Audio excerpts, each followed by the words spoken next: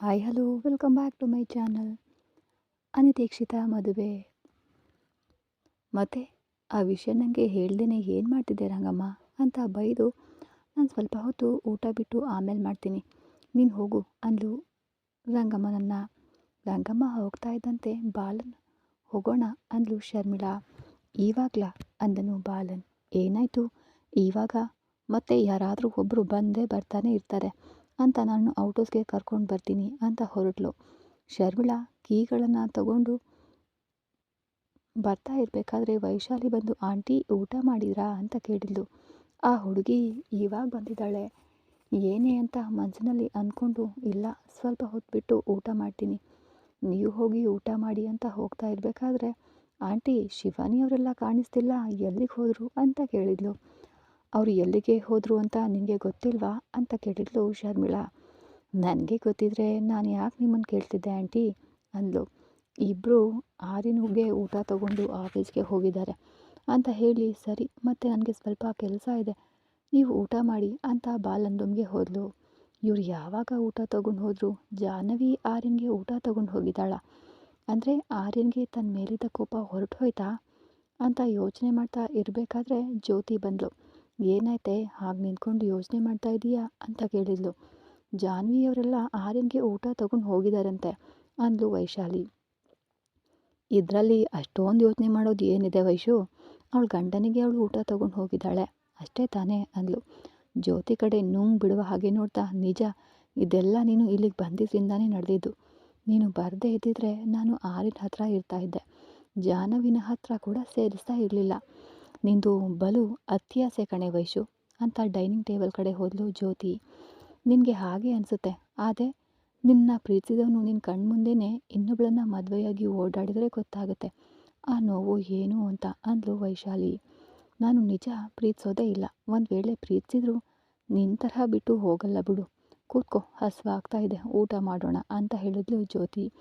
ನಾನು ಇಷ್ಟೊಂದು ಇರಿಟೇಷನ್ನಲ್ಲಿದ್ದರೆ ಹಸಿವಾಗ್ತಾ ಇದೆ ಅಂತ ಊಟ ಮಾಡುವಂತೀಯ ಅಂತ ಕೋಪದಿಂದ ನೋಡಿದ್ಲು. ಇದು ಭಲೇ ಚೆನ್ನಾಗಿದೆ ಕಡೆ, ಹಸಿವಾಗ್ತಾ ಇದೆ ಊಟ ಮಾಡಿದೆ ಇನ್ನೇನು ಮಾಡಬೇಕು, ನೀನು ಕೂಡ ಊಟ ಮಾಡು, ಟ್ಯಾಬ್ಲೆಟ್ ತಗೋಬೇಕು ತಾನೇ ಅಂದ್ಲು. ನನಗೆ ಹಸಿವಿಲ್ಲ, ನೀನು ಊಟ ಮಾಡು ಅಂತ ಹೋಗ್ತಾ ಇದ್ರೆ ವೈಶು, ನೀನು ಹೀಗೆ ಮಾಡಿದರೆ ಆರ್ಯನ್ಗೆ ಕಾಲ್ ಮಾಡಿ ಹೇಳ್ತೀನಿ ಅಂದ್ಲು ಜ್ಯೋತಿ. ಏನೇ ನೀನು ಕೂಡ ಬೆದರಿಸ್ತಾ ಇದೀಯಾ? ನಿನ್ನ ಹೆಲ್ತ್ಗೋಸ್ಕರನೇ ಕಣೆ, ಊಟ ಮಾಡದೆ ಟ್ಯಾಬ್ಲೆಟ್ ತಗೋಬಾರ್ದು, ಅದಕ್ಕೆ ಸ್ವಲ್ಪ ತಿಂದು ಟ್ಯಾಬ್ಲೆಟ್ ತಗೊಂಡು ಆಮೇಲೆ ನೀನು ಕೋಪ ತೋರಿಸು ಅಂದ್ಲು. ಇನ್ನು ವಿಧಿ ಇಲ್ಲದೆ ಕೂತು ಏನೋ ಸ್ವಲ್ಪ ತಿಂದು ಎದ್ದು ತನ್ನ ರೂಮ್ಗೆ ಹೋದ್ಲು ವೈಶಾಲಿ. ಶರ್ಮಿಳಾ ಬಾಲನನ್ನು ಕರ್ಕೊಂಡು ಹೊರಗೆ ಹೋಗೋದನ್ನು ಜ್ಯೋತಿ ನೋಡಿ ರೂಮ್ಗೆ ಹೋಗಿ, ವೈಶು ಆಂಟಿ ಆ ಬಾಲನವರನ್ನು ಕರ್ಕೊಂಡು ಹೊರಗೆ ಹೋದರು, ನಾನು ಊಟ ಆಂಟಿ ಅಂದರೆ ಹೊರಗಡೆ ಕೆಲಸ ಇದೆ ಆಮೇಲೆ ಮಾಡ್ತೀನಿ ಅಂದರು. ಹೊರಗಡೆ ಇವ್ರಿಗೆ ಏನು ಕೆಲಸ ಅಂತ ನೋಡೋಣ ಬಾ ಅಂದ್ಲು. ಬೇಡ ಕಣೆ, ಆಂಟಿಗೆ ಗೊತ್ತಾದರೆ ಏನಾದರೂ ಅಂದಾರು, ಆಂಟಿ ನೋಡೋ ಹಾಗೆ ನೋಡ್ತೀವಾ ಏನೇ ನೀನು, ಖಂಡಿತ ಇವರು ಎಲ್ಲಿಗೆ ಹೋಗ್ತಿದ್ದಾರೆ ಅಂತ ಸುಮ್ಮನೆ ನೋಡೋಣ ಬಾ ಸರಿ, ಆಂಟಿ ನೋಡಿದರೆ ನಿನ್ನ ಮೇಲೇ ಹೇಳ್ತೀನಿ ಅಂತ ಇಬ್ಬರು ಹೊರಗೆ ಬಂದು ಶರ್ಮಿಳಾ ಎಲ್ಲಿಗೆ ಹೋಗ್ತಾ ಇದ್ದಾಳೆ ಅಂತ ನೋಡ್ತಾ ಇದ್ರು. ಶರ್ಮಿಳಾ ಬಾಲನನ್ನು ಕರ್ಕೊಂಡು ಔಟೋಸ್ ಹತ್ರ ಹೋಗಿ ಮನೆಯ ಲಾಕ್ನ ಓಪನ್ ಮಾಡ್ತಾ ಇರೋದನ್ನು ನೋಡಿ, ಆಂಟಿ ಯಾಕೆ ಅದು ಈ ಟೈಮ್ನಲ್ಲಿ ಔಟೋಸ್ ಹತ್ರ ಅವನನ್ನು ಕರ್ಕೊಂಡು ಹೋದರು, ಖಂಡಿತ ಆ ಔಟೋಸ್ನಲ್ಲಿ ಏನೋ ಇದೆ ಕಣೆ ಅಂದ್ಲು ವೈಶಾಲಿ. ಏನಿದೆಯೇ ನನಗೆ ಮಾತ್ರ ಏನು ಗೊತ್ತು, ಹೋಗಿ ನೋಡಿದ್ರೆ ಗೊತ್ತಾಗುತ್ತೆ, ಆದರೆ ನಮ್ಮನ್ನು ನೋಡಿದ್ರೆ ಮಾತ್ರ ಹೀಗೆ ಕಳ್ತನದಿಂದ ಬಂದು ನೋಡಿದ್ದಕ್ಕೆ ಇಬ್ಬರನ್ನ ಕೂತ್ಕೆ ಪಟ್ಟಿ ಹಿಡಿದು ಹೊರಗೆ ನೋಗ್ತಾರೆ ನೋಡು ಏನೋ ಅಂದ್ಲು ಜ್ಯೋತಿ. ನಿನ್ನ ಬಾಯಿಗೆ ಯಾವತ್ತೂ ಒಳ್ಳೆ ಮಾತುಗಳೇ ಬರಲ್ವಾ ಅಂತ ಕಿರುಚಿ ಬಾಯಿ ಮುಚ್ಕೊಂಡು ನನ್ನ ಹಿಂದೆ ಬಾ ಅಂದ್ಲು ವೈಶಾಲಿ. ಶರ್ಮಿಳಾ ಬಾಲನ್ ಒಳಗಡೆ ಹೋಗಿ ಡೋರ್ನ ಹಾಕ್ಕೊಂಡ್ರು. ಔಟೋಸ್ ಹತ್ರ ಹೋಗೋ ಅಷ್ಟರಲ್ಲಿ ಡೋರ್ ಹಾಕಿತ್ತು. ವೈಶಾಲಿ, ಡೋರ್ ಹಾಕಿದ್ದಾರೆ, ನಮಗೆ ಏನು ಕಾಣಿಸಲ್ಲ ಬಾ ಹೋಗೋಣ ಅಂದ್ಲು.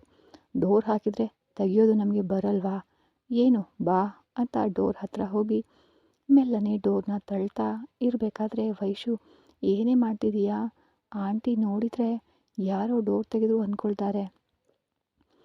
ಏನೂ ಅಂದ್ಕೊಳ್ಳಲ್ಲ ಬಿಡು, ಗಾಳಿಗೆ ಬಂದಿದೆ ಅನ್ಕೋತಾರೆ, ಆದರೆ ನೀನು ಬಾಯಿ ಬಿಟ್ಟೆ ಅಂದರೆ ಕೊಂದ್ಬಿಡ್ತೀನಿ ಅಂತ ನುಸುಳ್ಕೊಂಡು ಒಳಗಡೆ ಹೋದರು. ಶಿವಾನಿ ಆಫೀಸ್ ಎಲ್ಲ ಸುತ್ತಿ ನೋಡ್ತಾ ಇರಬೇಕಾದ್ರೆ ಮನೋಜ್ ನೋಡಿ, ಹೀಗೆ ಸುತ್ತಾ ಇದ್ದೀರಾ, ಜಾಹ್ನವಿ ಎಲ್ಲಿದ್ದಾರೆ ಅಂತ ಕೇಳ್ದ. ಅದಕ್ಕೆ ಅಣ್ಣನ ಜೊತೆ ಮಾತನಾಡ್ಕೊತಾ ಇದ್ದಾರೆ ಅಂತ ಹೀಗೆ ನಾನು ಹೊರಗಡೆ ಸುತ್ತಾ ಇದ್ದೀನಿ ಅಂತ ನಕ್ಲು ಶಿವಾನಿ. ಹೀಗೆ ಸುತ್ತೋ ಬದಲು ನನ್ನ ಕ್ಯಾಬಿನ್ಗೋ ಅಥವಾ ವೇದಾಂತ್ ಕ್ಯಾಬಿನ್ಗೋ ಬರಬಹುದು ಅಲ್ವಾ, ಬನ್ನಿ ಅಂತ ಒಳಗಡೆ ಕರ್ಕೊಂಡು ಹೋದ. ಮನೋಜ್ ಮಾತನಾಡ್ತಾ ಇದ್ರೆ ಎಲ್ಲೋ ಕೇಳಿದ ಧ್ವನಿ ಥರ ಅನ್ನಿಸ್ತಾ ಇತ್ತು. ಆದರೆ ದಿನ ಮಾತಾಡೋದು ಮನೋಜ್ ಜೊತೆ ಅಂತಾನೆ ಅವಳಿಗೆ ತಿಳಿಲಿಲ್ಲ. ಕೂತ್ಕೊಳ್ಳಿ ಅಂತ ಚೇರ್ ತೋರಿಸಿ ಮನೋಜ್ ಹೋಗಿ ತನ್ನ ಸೀಟ್ನಲ್ಲಿ ಕೂತ್ಕೊಂಡ. ಶಿವಾನಿ ಯೋಚನೆ ಮಾಡ್ತಾ ಇರೋದನ್ನು ನೋಡಿ, ಏನು ಯೋಚನೆ ಮಾಡ್ತಾ ಇದ್ದೀರಾ ಅಂತ ಕೇಳ್ದ. ಏನೂ ಇಲ್ಲ, ನಿಮ್ಮ ವಾಯ್ಸ್ ನನಗೆ ಎಲ್ಲೋ ಕೇಳಿದ ಹಾಗೆ, ನಿಮ್ಮ ಜೊತೆ ಮಾತನಾಡಿದ ಹಾಗೆ ಅನ್ನಿಸ್ತಿದೆ, ಆದರೆ ಎಲ್ಲಿ ಅಂತ ನನಗೆ ಅರ್ಥ ಆಗ್ತಿಲ್ಲ ಅಂದ್ಲು. ನಾನು ಇದೇ ಮಾತು ಹೇಳೋಣ ಅಂದ್ಕೊಂಡೆ, ಮತ್ತು ನೀವೇನಾದರೂ ಅಂದ್ಕೊಳ್ತೀರೇನೋ ಅಂತ ಹೇಳಲಿಲ್ಲ. ನನಗೆ ನೀವು ಮಾತನಾಡ್ತಾ ಇದ್ರೆ ಹಾಗೆ ಅನ್ನಿಸ್ತಿದೆ. ಇಬ್ಬರಿಗೂ ಒಂದೇ ಥರ ಅನಿಸೋದು ಎಂಥ ವಿಚಿತ್ರ ಅಲ್ವಾ ಅಂದ್ಲು ಶಿವಾನಿ.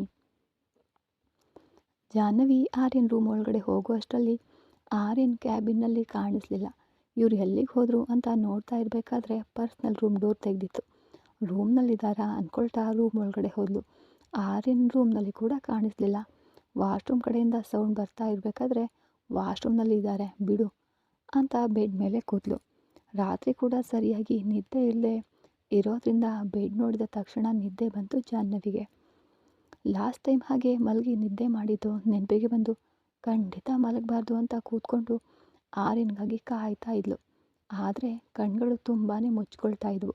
ಬಲವಂತವಾಗಿ ಕಣ್ಣು ತೆರೆದುಕೊಂಡು ಇರೋಣ ಅಂತ ನೋಡ್ತಾ ಇದ್ದಾಳೆ. ಆದರೆ ನಿಜ ಅವಳ ಕೈಯಿಂದ ಅದು ಆಗ್ತಾನೇ ಇಲ್ಲ. ತನಗೆ ತಿಳಿಯದ ಹಾಗೆಯೇ ಬೆಡ್ಗೆ ಒರಗಿಕೊಂಡು ಹಾಗೆ ಕೂತೆ ನಿದ್ದೆ ಮಾಡಿಬಿಟ್ಲು. ಆರ್ಯನ್ ವಾಶ್ರೂಮ್ನಿಂದ ಮುಖ ಒರೆಸ್ಕೊಳ್ತಾ ಬಂದು ಬೆಡ್ ಮೇಲೆ ಕೂತು ನಿದ್ದೆ ಮಾಡ್ತಾ ಇರೋ ಜಾಹ್ನವಿ ಕಾಣಿಸಿದ್ಲು. ಜಾಹ್ನವಿ ಈ ರೂಮ್ಗೆ ಯಾವಾಗ ಬಂದಳು? ಶಿವಾನಿ ಇಲ್ಲ, ಎಲ್ಲಿದ್ದಾಳೆ ಅಂದ್ಕೊಳ್ತಾ ಜಾಹ್ನವಿ ಹತ್ರ ಹೋಗಿ, ಅಷ್ಟೊಂದು ನಿದ್ದೆ ಬಂದರೆ ಮನೆಗೆ ಹೋಗಬಹುದಿತ್ತು ಅಥವಾ ಬೆಡ್ ಮೇಲೆ ಮಲಗಿ ನಿದ್ದೆ ಮಾಡಬಹುದಿತ್ತು. ಹೀಗೆ ಕೂತ್ಕೊಂಡು ನಿದ್ದೆ ಮಾಡೋದೇನು ಅಂತ ಜಾಹ್ನವಿನ ಹಿಡಿದು ಸರಿಯಾಗಿ ಮಲಗಿಸ್ತಾ ಇರಬೇಕಾದ್ರೆ ಆರ್ಯನನ್ನು ಹಿಡಿದು ಎಳೆದ್ಲು. ಹಾಗೆ ಎಳೆದ ತಕ್ಷಣ ಹೋಗಿ ಜಾಹ್ನವಿ ಪಕ್ಕದಲ್ಲಿ ಬಿದ್ದ ಆರ್ಯ. ನಿದ್ದೆಯಲ್ಲಿ ಇಷ್ಟೊಂದು ಬಲ ಎಲ್ಲಿಂದ ಬಂತೆ ಜಾನು? ಜಾಹ್ನವಿ ನಿನಗೆ ಅಂತ ಹೇಳುತ್ತಾ ಇರಬೇಕಾದ್ರೆ ಮುಂಜಾನೆಯಿಂದ ತನ್ನ ಕಣ್ಣಿಗೆ ಬೀಳಬಾರ್ದು ಅಂದ್ಕೊಳ್ತಿದ್ದ. ಆದರೆ ಕಣ್ಣಿಗೆ ಬೀಳ್ತಾ ಇದ್ರೆ ಎಂಥದೇ ಪ್ರವ್ಯಕ್ತರಾಗಿದ್ದರೂ ಕೂಡ ಚಲಿಸದೇ ಇರಲು ಸಾಧ್ಯನೇ ಇಲ್ಲ. ಇನ್ನು ಆರ್ಯನ್ ಎಷ್ಟರವನು? ಬೆಳಗ್ಗೆ ನಡೆದಿದ್ದಕ್ಕೆ ಆಫೀಸ್ಗೆ ಬಂದು ವರ್ಕ್ ಮಾಡೋಕ್ಕೆ ಆಗಿಲ್ಲ. ಇನ್ನೂ ಇವಾಗ ನೇರವಾಗಿ ಜಾಹ್ನವಿ ತನ್ನ ಪಕ್ಕದಲ್ಲೇ ಮಲಗಿದ್ದಾಳೆ. ಸೀರೆ ಇರಬೇಕಾದ ಜಾಗದಲ್ಲಿ ಇಲ್ಲ. ಜಾಹ್ನವಿ ಹಾಗೆ ನೋಡ್ತಾ ಇದ್ರೆ ಆರ್ಯನ್ಗೆ ಖಂಡಿತ ಆ ಬೆಡ್ ಮೇಲಿಂದ ಏಳಬೇಕು ಅಂತಾನೆ ಅನ್ನಿಸ್ಲಿಲ್ಲ. ತನ್ನನ್ನು ಎಷ್ಟೋ ಈ ಬಂದಿಡ್ತಾ ಇದ್ರೂ ಅದನ್ನು ನೋಡದೆ ಇರೋಣ ಅಂದರೆ ಅದು ನನ್ನ ಕೈಯಿಂದ ಆಗ್ತಾ ಇಲ್ವಲ್ಲ. ಈ ದಿನ ಈ ಜಾಹ್ನವಿ ತನ್ನ ಅಂದಗಳಿಂದ ನನ್ನ ಉಸಿರು ಕೂಡ ಕಟ್ಟಿಸ್ಬೇಕು ಅಂತ ಕಂಕಣ ಕಟ್ಕೊಂಡಿದ್ದಾಳೆ ಅನಿಸುತ್ತೆ ಅಂತ ಮನಸ್ಸಿನಲ್ಲಿ ಅಂದ್ಕೊಳ್ತಾ ಜಾಹ್ನವಿಗೆ ಹತ್ತಿರವಾಗಿ ಜರುಗಿದನು ಆರ್ಯ. ಜಾಹ್ನವಿಯನ್ನು ಹಾಗೆ ನೋಡಿದ ತಕ್ಷಣ, ನಿನ್ನನ್ನು ಹೀಗೆ ದೂರ ಮಾಡಿ ಇಡೋದು ನನಗೂ ಇಷ್ಟ ಇಲ್ಲ ಜಾಹ್ನವಿ, ಆದರೆ ತಪ್ತಾ ಇಲ್ವಲ್ಲ? ರಾತ್ರಿ ನಾನು ಹೇಳಿದ್ದಕ್ಕೆ ನೀನು ಹೀಗೆ ಮಾಡ್ತಿದ್ದೀಯಾ ಅಂತ ನನಗೆ ಅರ್ಥ ಆಗಲ್ಲ ಅಂದ್ಕೊಂಡ್ಯಾ? ನೀನು ಯಾಕೆ ಹೀಗೆ ಮಾಡ್ತಿದ್ದೀಯಾ ಅಂತ ಅರ್ಥ ಮಾಡ್ಕೊಳ್ದೇ ಇದ್ದರೆ ನನ್ನ ಮೇಲಿರುವ ನನ್ನ ಪ್ರೀತಿಗೇನು ಅರ್ಥ? ಆದರೆ ನೀನು ಹೀಗೆ ಮಾಡ್ತಾ ಇದ್ದರೆ ನನಗೆ ಎಷ್ಟು ಕಷ್ಟ ಆಗುತ್ತೆ ಗೊತ್ತಾ? ನಿನಗೆ ತಿಳಿತಿಲ್ಲ, ಏನು ಮಾಡಲಿ? ನಿನಗೋಸ್ಕರ ಭರಿಸ್ತೀನಿ ಅಂತ ಸೀರೆಯನ್ನು ಸರಿ ಮಾಡಿ ಜಾಹ್ನವಿಯ ಕೈಗಳನ್ನು ಮೆಲ್ಲನೆ ಪಕ್ಕಕ್ಕೆ ಸರಿಸಿ ಆರ್ಯನ್ ಮೇಲಕ್ಕೆ ಎದ್ದ. ಜಾಹ್ನವಿ, ನೀನು ನಿದ್ದೆ ಹೋದರೆ ಪಕ್ಕದಲ್ಲಿ ಏನು ನಡೆದರೂ ತಿಳಿಯೋದಿಲ್ಲ ಅಂತ ನಗ್ತಾ ಹೊರಗಡೆ ಬಂದ. ಇತ್ತ ಒಂದೊಂದು ಸಾರಿ ಹಾಗೇನೆ ಅನಿಸುತ್ತೆ ಬಿಡಿ ಅಂದು. ಹೌದಾ? ಇಬ್ಬರಿಗೂ ಒಂದೇ ಥರ ಕೇಳಿಸಿದ್ದು ನನಗಂತೂ ಆಶ್ಚರ್ಯ ಉಂಟು ಮಾಡಿದೆ. ಸರಿ ರೀ, ಮನೆಗೆ ಹೋಗಬೇಕು, ನಾನು ಅತ್ತಿಗೆ ಹತ್ರ ಹೋಗ್ತೀನಿ ಅಂತ ಮೇಲಕ್ಕೆ ಹೇಳ್ತಿರುವಾಗ ಮನೋಜ್ ಅನ್ನುತ್ತಾ ವೇದಾಂತ್ ಒಳಗಡೆ ಬರ್ತಾ ಶಿವಾನಿಯನ್ನು ಮನೋಜ್ ರೂಮ್ನಲ್ಲಿ ನೋಡಿ, ನೀವು ಇವನ್ ರೂಮ್ನಲ್ಲಿದ್ದೀರಾ ಅಂತ ಕೇಳ್ದ. ಆಫೀಸ್ ನೋಡ್ತಾ ಹೀಗೆ ಮನೋಜ್ ಅವ್ರ ರೂಮ್ ಕಡೆ ಬಂದೆ ಅಂದ್ಲು ಶಿವಾನಿ. ಹೌದಾ, ಮತ್ತು ಯಾಕೆ ಅಷ್ಟು ಬೇಗ ಹೋಗ್ತಿದೀಯಾ? ಸ್ವಲ್ಪ ಹೊತ್ತು ಇರು, ನಾನು ಬಂದೆ ಅಂತ ಹೋಗ್ತಿದೀಯಾ? ಏನು ನೀವು ಬಂದರೆ ನನಗೇನು ವೇದಾಂತ್ ಅವರೇ, ಬಂದು ತುಂಬ ಹೊತ್ತಾಯಿತು ಅಲ್ವಾ, ಮನೆಗೆ ಹೋಗಬೇಕು. ನೀವೆಲ್ಲರೂ ಸೇರಿ ಒಂದು ಸಾರಿ ನಮ್ಮ ಮನೆಗೆ ಬರಬಹುದು ಅಲ್ವಾ? ಅದಕ್ಕೆ ಹೆಂಗೂ ನಮ್ಮ ಮನೆಯಲ್ಲೇ ಇರ್ತಾರೆ ತಾನೇ ಅಂದ್ಲು. ಅದೇ ಸಮಯದಲ್ಲಿ ಆರ್ಯನ್ಗೆ ಮನೋಜ್ ಜೊತೆ ಕೆಲಸ ಇದ್ದು ಮನೋಜ್ ರೂಮ್ಗೆ ಬಂದ. ಎಲ್ಲರೂ ಅಲ್ಲೇ ಇರೋದನ್ನು ನೋಡಿ, ನೀವೆಲ್ಲರೂ ಇಲ್ಲೇ ಇದ್ದೀರಾ ಅಂದ. ನೀನು ನಮಗೆ ಎಷ್ಟು ವರ್ಷಗಳಿಂದ ಫ್ರೆಂಡ್ ಕಣೋ, ಆದರೆ ಯಾವತ್ತಾದರೂ ಮನೆಗೆ ಬಾ ಅಂತ ಕರೆದಿದ್ದೀಯಾ? ನಿಮ್ಮ ತಂಗಿ ನೋಡು ಶಿವಾನಿ ಈ ದಿನ ಬಂದು ಮಾತನಾಡಿದ್ದೋ ಇಲ್ವೋ, ನಮ್ಮ ಮನೆಗೆ ನೀವೆಲ್ಲರೂ ಸೇರಿ ಒಂದಿನ ಊಟಕ್ಕೆ ಬನ್ನಿ ಅಂತ ಕರೀತಾ ಇದ್ದಾಳೆ ಅಂತ ವೇದಾಂತ್ ಹೇಳ್ದ. ನಾನು ಹೇಳ್ದೇ ಇದ್ರೆ ಏನಂತೆ ಕಣೋ, ಶಿವಾನಿ ಹೇಳಿದ್ಲಲ್ಲ ನೆಕ್ಸ್ಟ್ ಸಂಡೇ ಬನ್ನಿ ಎಲ್ಲರೂ ಮನೆಗೆ ಅಂತ ಹೇಳ್ದ. ಏನು ಬೇಡ ಬಿಡೋ, ಏನೋ ನಿಮ್ಮ ತಂಗಿ ಕರೆದಿದ್ದಾಳೆ ಅಂತ ಮಾತಿನ ವಚೆಗೆ ಕರಿತಿದ್ದೀಯ, ಆದರೆ ಮನಸ್ಫೂರ್ತಿಯಾಗಿ ಬರಲು ಹೇಳ್ತಿಲ್ಲ. ಹಾಗಿರುವಾಗ ನಾವು ಬಂದರೂ ನಿನಗೆ ಆನಂದ ಇರೋದಿಲ್ಲ ಬಿಡು ಅಂದ. ಅಯ್ಯೋ ಅದೇನಕ್ಕೆ ಹಾಗೆ ಅನ್ಕೋತಿದ್ದೀರಾ, ನಮ್ಮ ಅಣ್ಣ ಯಾವತ್ತೂ ಹಾಗೆ ಅಂದ್ಕೊಳ್ಳೋದಿಲ್ಲ. ನೀವು ಫ್ರೆಂಡ್ಸ್ ಅಲ್ವಾ, ಕರೆಯೋದೇನಿದೆ, ನಿಮಗೆ ಬರಬೇಕು ಅಂತ ಅನ್ನಿಸ್ದಾಗ ಬರ್ತೀರಿ ಅಂತ ಕರೆದಿರೋದಿಲ್ಲ ಅಂದ್ಲು ಶಿವಾನಿ. ಆ ದಿನ ನಾನು ನಿಮ್ಮನ್ನು ಕರೆದಿದ್ದೇನೆ ಅಂದರೆ ನಮ್ಮ ಅಣ್ಣನೇ ಕರೆದ ಹಾಗೆ. ಏನಂತೀಯ ಅಣ್ಣ, ನೀನು ಹೇಳಿದರೆ ಯಾವತ್ತಾದರೂ ನಾನು ತಪ್ಪು ಅಂದಿದ್ದೀನ ಶಿವಾನಿ, ನೀನು ಹೇಳಿದ್ದು ನಿಜವೇ, ಅದು ಅವನಿಗೆ ಅರ್ಥವಾಗಿಲ್ಲ. ನೆಕ್ಸ್ಟ್ ಸಂಡೇ ಕ್ರಿಶ್ ಮತ್ತು ಶ್ರೀಜಾಳನ್ನು ಕೂಡ ಕರ್ಕೊಂಡು ಬಾ ವೇದಾಂತ್ ಅಂದನು ಆರ್ಯ. ಮನೋಜ್ ನೀನು ಕೂಡ ಅವನಿಯನ್ನು ಕರ್ಕೊಂಡು ಬಾ, ಜಾಹ್ನವಿ ಕೂಡ ಸಂತೋಷವಾಗುತ್ತೆ ಅಂದ. ಇನ್ನು 2 ದಿನ ಟೈಮ್ ಇದೆಯಲ್ಲ, ನೋಡೋಣ ಬಿಡು ಆರ್ಯನ್ ಅಂದನು. ಅದೇನು ಪ್ಯಾಟ್ರನ್ ಹಾಗೆ ಅಂತಿರ್ತೀರಲ್ಲ ಮನೋಜ್ ಅವರೇ, ನೋಡೋಣ ಅಂತೀರಾ, ಅದು ನಿಮ್ಮ ತಂಗಿ ಮನೆ, ಅಲ್ಲಿಗೆ ಬರಲು ನಿಮ್ಗೆ ಯಾಕೆ ಸಂಕೋಚ, ನೀವೆಲ್ಲರೂ ಬರ್ತಿದ್ದೀರಾ ಅಷ್ಟೇ, ನಿಮ್ಮೆಲ್ಲರಿಗೋಸ್ಕರ ಅತ್ತಿಗೆ ನಾನು ಕಾಯ್ತಾ ಇರ್ತೀವಿ ಅಂತ. ಅತ್ತಿಗೆ ಎಲ್ಲಿದ್ದಾರೆ ಅಣ್ಣ ಅಂತ ಕೇಳಿದ್ದು ಶಿವಾನಿ. ನಿಮ್ಮ ಅತ್ತಿಗೆಗೆ ನನ್ನ ಪರ್ಸ್ನಲ್ ರೂಮ್ ಅಂದರೆ ತುಂಬ ಇಷ್ಟ ಅನಿಸುತ್ತೆ, ಯಾವಾಗ ಅವಳು ಆ ರೂಮ್ಗೆ ಹೋದ ತಕ್ಷಣ ಮಲಗಿ ನಿದ್ದೆ ಮಾಡ್ತಾ ಇರ್ತಾಳೆ, ಈಗಲೂ ಅಷ್ಟೇ ಅಲ್ಲೇ ಹೋಗಿ ಮಲಗಿ ನಿದ್ದೆ ಮಾಡ್ತಿದ್ದಾಳೆ ಅಂದ. ಏನು ನಿದ್ದೆ ಮಾಡ್ತಿದ್ದಾಳ, ನೀವೇನು ಮಾತನಾಡ್ಕೊಳ್ತೀರಿ ಅಂದ್ಕೊಂಡ್ರೆ ಅದಕ್ಕೆ ಮಲಗೋದೇನು ಅಂತ ಮನಸ್ಸಿನಲ್ಲಿ ಅಂದ್ಕೊಂಡು, ಸರಿ ಅಣ್ಣ ನಾನು ಹೋಗಿ ಎಬ್ಬಿಸ್ತೀನಿ ಅಂತ ಶಿವಾನಿ ಹೋದ್ಲು. ಆರ್ಯನ್ ಕುಳಿತುಕೊಂಡು ಮನೋಜ್ ಜೊತೆ ಆಫೀಸ್ ವಿಷಯಗಳ ಬಗ್ಗೆ ಮಾತನಾಡ್ತಾ ಇದ್ದಾನೆ. ಶಿವಾನಿ ಹೋಗಿ ಜಾಹ್ನವಿ ಮಲಗಿರೋದನ್ನು ನೋಡಿ ಅದಕ್ಕೆ ಅನ್ನುತ್ತಾ ಎಬ್ಬಿಸ್ತಿದ್ಲು. ಜಾಹ್ನವಿ ಎದ್ದು ಕುಳಿತುಕೊಂಡು, ಶಿವಾನಿ ನಿಮ್ಮ ಅಣ್ಣ ವಾಶ್ರೂಮ್ನಲ್ಲಿದ್ದಾರೆ ಅಂತ ಇಲ್ಲಿ ಕುಳಿತಿದ್ದೆ, ಯಾವಾಗ ನಿದ್ದೆ ಹತ್ತೋ ತಿಳಿಲೇ ಇಲ್ಲ ಅಂದ್ಲು. ಈಗ ಏನಾಯಿತು ಅದಕ್ಕೆ, ಸರಿ ಬಾ ಈಗ ನಾವು ಹೊರಡೋಣ ಅಂದ್ಲು. ನಿಮ್ಮ ಅಣ್ಣ ಎಲ್ಲಿದ್ದಾರೆ ಅಂತ ಕೇಳಿದ್ಲು. ನಿಮ್ಮ ಅಣ್ಣನ ಹತ್ರವೇ ಇದ್ದಾರೆ, ನೀನು ಹೋಗಿ ಫೇಸ್ ವಾಶ್ ಮಾಡ್ಕೊಂಡು ಬಾ ಅದಕ್ಕೆ, ನಾನು ಅವನಿ ಹತ್ರ ಇರ್ತೀನಿ ಅಂತ ಹೇಳಿ ಹೋದ್ಲು ಹೊರಗೆ ಶಿವಾನಿ. ಜಾಹ್ನವಿ ಎದ್ದು ವಾಶ್ರೂಮ್ಗೆ ಹೋದ್ಲು. ಆರ್ಯನ್ ಮನೋಜ್ ಜೊತೆ ಮಾತನಾಡಿ ರೂಮ್ಗೆ ಬಂದ. ಜಾಹ್ನವಿ ಮುಖ ತೊಳ್ಕೊಂಡು ಹೊರಗೆ ಬಂದು ಆಫೀಸ್ನ ಚೇಂಬರ್ ಒಳಗೆ ಬಂದಳು. ಆರ್ಯನ್ ತನ್ನ ಚೇರ್ನಲ್ಲಿ ಕುಳಿತುಕೊಂಡು ಜಾಹ್ನವಿ ಬರೋದನ್ನು ನೋಡಿ ಸಾಕಾಯ್ತಾ ನಿದ್ದೆ ಅಂತ ಕೇಳ್ದ. ನಿದ್ದೆ ಮಾಡ್ತಾಯಿದ್ರೆ ಹಾಗೆ ಬಿಟ್ಟು ಹೋಗಿದ್ರೆ ಎಬ್ಬಿಸಬಹುದಿತ್ತು ತಾನೇ ಆರ್ಯನ್ ಅವರೇ ಅಂದ್ಲು. ಬಂದೆ, ಆದರೆ ನನ್ನನ್ನು ಎಲ್ಲಿ ಎಬ್ಬಿಸಲ್ಬಿಟ್ಟೆ, ನನ್ನ ಗಟ್ಟಿಯಾಗಿ ಹಿಡಿದು ಎಳೆದು ನಿಮ್ಮ ಪಕ್ಕದಲ್ಲಿ ಮಲಗುವಂತೆ ಮಾಡಿದೆ ಅಂದ. ನೀವು ಭಲೇ ಸುಳ್ಳು ಹೇಳ್ತೀರಿ ಆರ್ಯನ್ ಅವರೇ, ನಾನು ಹೇಳಿದ್ರೆ ನೀವು ಬಂದು ನನ್ನ ಪಕ್ಕದಲ್ಲಿ ಬಿದ್ರಿ ಅಂದರೆ ನಂಬುವ ಹಾಕಿದೆಯಾ ಅಂದ್ಲು. ಅಂದರೆ ನಾನು ಸುಳ್ಳು ಹೇಳ್ತಿದ್ದೀನಿ ಅಂತನಾ ಅಂದ. ನೀವು ಸುಳ್ಳು ಹೇಳ್ತಿದ್ದೀರಿ ಅಂತ ನಿಮ್ಮ ಬಾಯಿಂದ ನೀವೇ ಹೇಳಬೇಕಾಗಿಲ್ಲ, ಅದು ಸುಳ್ಳು ಅಂತ ಹಾಗೆ ತಿಳಿತಾ ಇದೆ ಬಿಡಿ ಅಂದ್ಲು. ಆರ್ಯನ್ ಎದ್ದು ಬಂದು, ನನಗೆ ಸುಳ್ಳು ಹೇಳಬೇಕಾದ ಅಗತ್ಯ ಏನಿದೆ ಜಾಹ್ನವಿ ಅಂದ. ನೀವು ಯಾಕೆ ಹೇಳ್ತಿದ್ದೀರೋ ನನಗೇನು ಗೊತ್ತು, ನೀನು ಹೇಳಿದರೆ ನಾನು ನಿಜವಾಗಿಯೂ ಬಿದ್ದೆ, ನಿನಗೆ ನಿದ್ದೆಯಲ್ಲಿ ಅಷ್ಟೊಂದು ಬಲ ಎಲ್ಲಿಂದ ಬಂತು ಅಂದ್ಕೊಂಡು ಕೂಡ ಅಬ್ಬಾ ನೀವು ಹೇಳಿದ್ರಿ ಅಂತ ನಾನು ನಂಬೇಕಾ ಅಂತ ಹೊರಗೆ ಹೋಗ್ತಿದ್ರೆ ಕೈ ಹಿಡಿದು ಇಳಿದು ನಾನು ಪಕ್ಕದಲ್ಲಿ ಬಿದ್ದಾಗ ನಿನಗೆ ಬರ್ತ್ ಮಾರ್ಕ್ ಅಂದರೆ ಒಂದು ಪುಟ್ಟ ಮಚ್ಚೆ ಎಲ್ಲಿದೆ ಅಂತ ನೋಡಿದೆ, ಹೇಳಲಾ ಅಂತ ಕೇಳ್ದ. ಇತ್ತ ವೈಶಾಲಿ ಜ್ಯೋತಿ ಒಳಗಡೆ ಹೋಗಿ ಶರ್ಮಿಳಾ ಅವರಿಗೆ ಕಾಣಿಸ್ತಂತೆ ಒಂದು ಮೂಲೆಯಲ್ಲಿ ಸಾಮಾನುಗಳ ಮರೆಯಲ್ಲಿ ಅಡುಗೆ ಕುಳಿತುಕೊಂಡಿದ್ರು. ಶರ್ಮಿಳಾ, ಇಷ್ಟೊಂದು ದೊಡ್ಡ ಮನೆ, ಈ ಮನೆಯನ್ನು ಯಾಕೆ ಹೀಗೆ ಹಾಳು ಮಾಡಿ ಬಿಸಾಡಿದ್ದಾರೆ, ಯಾರಾದರೂ ಇರಬಹುದು ಅಲ್ವಾ ಅಂದ. ಹಳೆ ಸಾಮಾನು ಹಾಕಲು ಇರುತ್ತದೆ ಬಿಡು ಅಂತ ಒಳಗಡೆ ಒಂದು ರೂಮ್ನ ಕರ್ಕೊಂಡು ಹೋದ್ಲು. ಅಲ್ಲಿ ಒಂದು 5 ಅಡಿಯ ಫೋಟೋ ತೂಗು ಹಾಕಲಾಗಿತ್ತು. ಅದರ ಎದುರು ನಿಂತು ಬಾಲನ್ ನೋಡ್ತಾ, ಈ ಫೋಟೋದಲ್ಲಿ ಇರೋದು ಅವಳೇ ತಾನೇ, ಅರುಂಧತಿ ಅಂದ. ಹೌದು ತಾನೇ, ಅರುಂಧತಿನೇ ಅಂದ್ಲು ಶರ್ಮಿಳಾ.